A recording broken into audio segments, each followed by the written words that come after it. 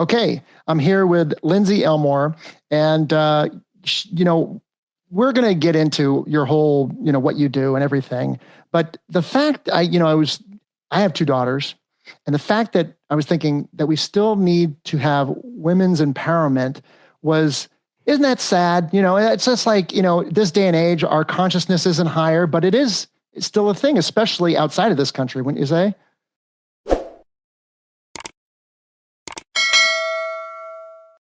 Oh, absolutely. I mean, violence against women, discrimination against women, the glass ceilings that women face, the lack of ability to re-enter the workforce after having children, the devaluation of women after menopause as, no longer having any worthwhile existence here on earth. Yes, it's very sad that we continue to have these conversations, but I think the more that we have them, the more that the more people become aware and that consciousness gets raised, as you said, so that we have to have these conversations less and less over time.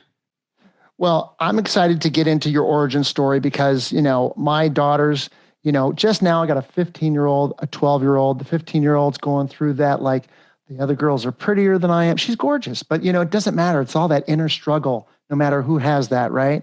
And no matter how much, reps you put in, they just need to go through that. So I want to talk to you about your origin story, which that's how we learn, which applies. So let's go back. Let's go back in time to when you were 9 or 10 years old. This is a typical question I ask everybody. What was one of your major wants?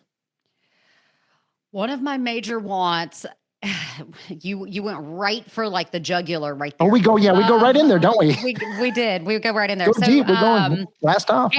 And this is such a yeah. Okay. So when I was 10 years old, summer between third and fourth grade, I started my period, and it was a really difficult time for me. It's early, isn't it? Super early, very, very early, between ages like 9 and 10. It's very, very early. It was normal for my family. I had great aunts who had started their periods very early.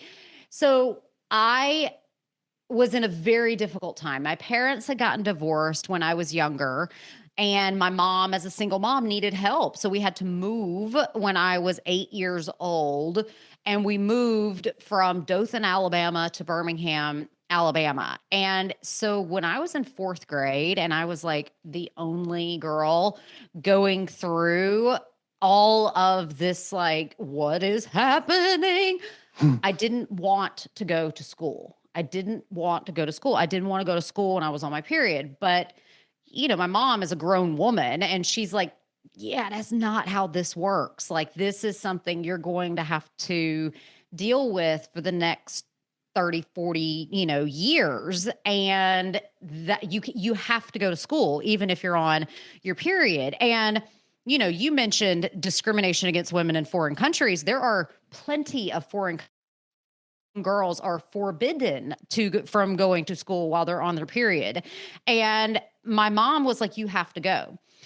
So I figured out that I couldn't tell my mom I'm on my period and I don't want to go to school. But what I could do was I could get sick. And so I learned how to make myself throw up in the fourth grade so that I could be sick and go home from school. And at first, it didn't make the brain connection with me. But then between fourth and fifth grade, between ages like 11 to 12, I reached my terminal height. The same height now that I was in sixth grade. I am the same height. Do they say that's real quick? Is that when they girls stop growing when they get their period? Growing taller? Not necessarily. No, some girls grow into their early 20s just like men do. But for me, at age 11 or 12, I looked basically the exact same body shape, same height as I am today. I was slimmer. When I shot up in height like that, all of a sudden I started getting this attention about, you have lost so much weight. You have lost so much weight, which is not something that young girls need to hear.